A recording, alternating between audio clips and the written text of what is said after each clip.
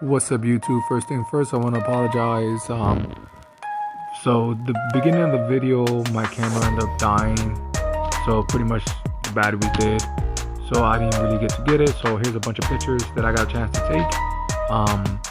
And the way they ran it was, if you look through the pictures, they have to move the AC line carefully and without breaking it.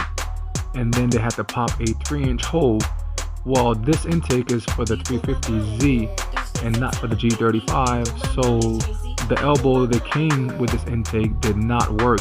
So we had to find a elbow 90 degrees from a intercooler, and that worked out.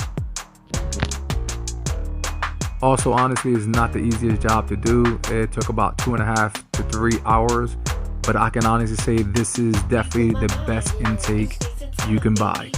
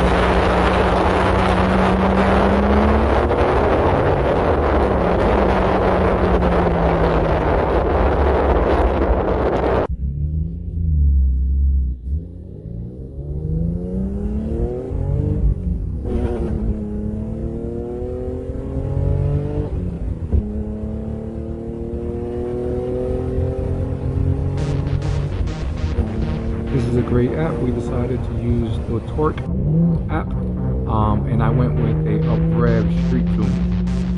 The numbers on it is decently accurate, is up and down, give or take. As for me, I wanted the max power, so I decided to go with the Z1 Long Tube race version, not the street version. So the difference between the race and the street version is 2.5 where the mass air sensor is, and then the race version is 3-inch where the mass sensor.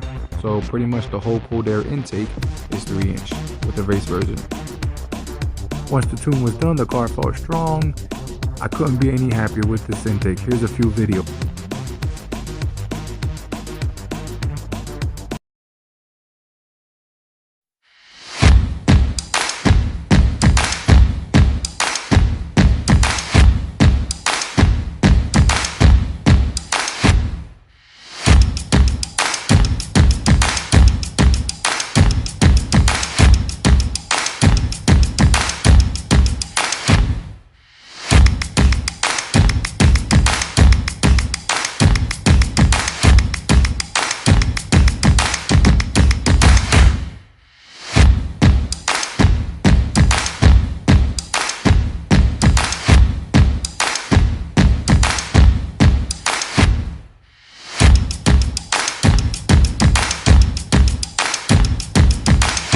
What's up, YouTube?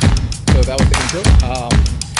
So hands down, the best cold air intake, period.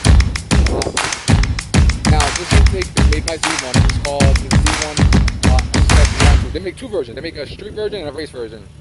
The only difference between the street version and the race version has to be tuned, and the street version, it's still 3-inch, but where the mass air sensor is at, it's 2.5. So of course I went with the race version, as you can see. 3-inch all the way across, nothing changes. So, all the way across, right down there.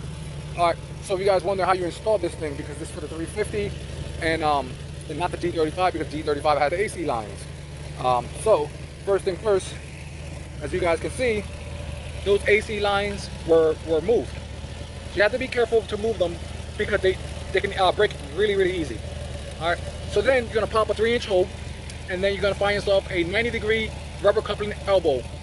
Easiest way to find them is just find one from my intercooler, or buy a universal one. So those are the two things you have to do. Of course, you have to pull the bumper off. So once again, you have to move the AC lines because they're definitely in the way. So this would never work with AC lines being in the way. AC lines are actually right here. If you look at your G, your AC lines are right here. So you have to move those on the other side. Then you gotta pop a hole. Then Z1 doesn't give you a rubber coupling, a 90-degree rubber coupling that's gonna work with the Infiniti G35. So you have to find your own. Unless, when I checked with them, they didn't have one. So I got lucky and we found one. So we have it there. And then as you guys can see, the Z1 comes with a Canon filter.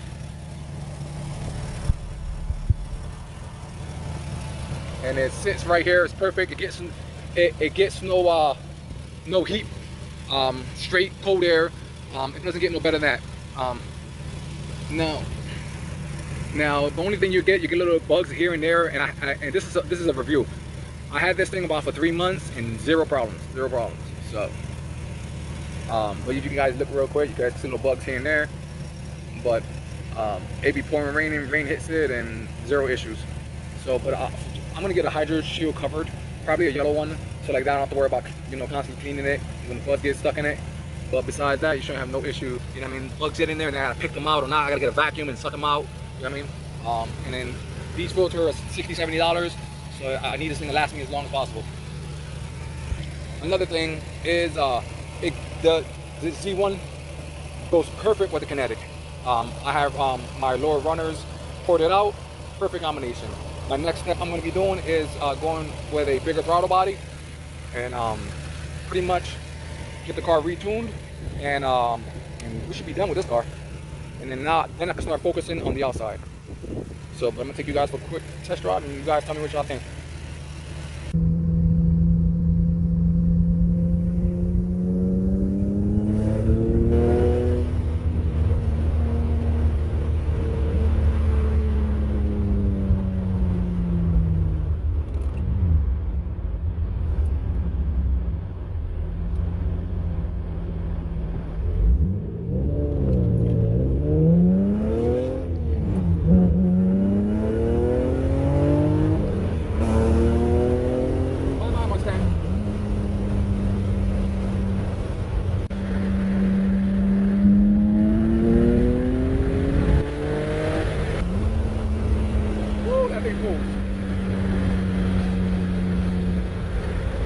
And yes, my car red line is 7,000, not 65.